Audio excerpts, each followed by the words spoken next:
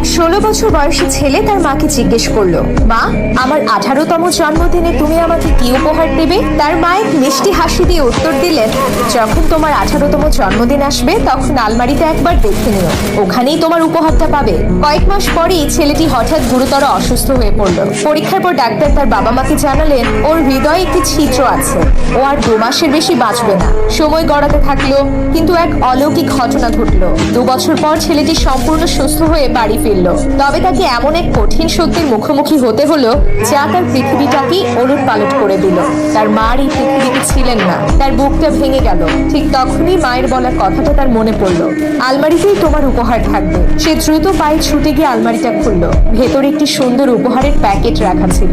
কাঁপতে কাঁপতে সে উপহারটা খুললো। ভেতরে একটা চিঠি রাখা ছিল।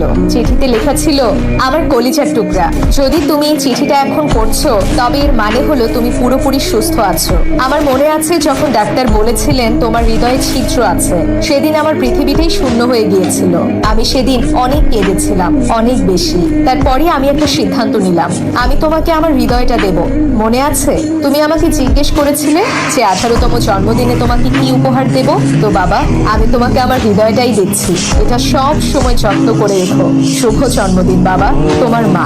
যদি আপনার চোখ দুটো অশ্রুসিক্ত হয়ে যায় তবে মায়ের প্রতি ভালোবাসার নিদর্শন স্বরূপ একটি হার্ট ইমোজি কমেন্ট বক্সে দিন।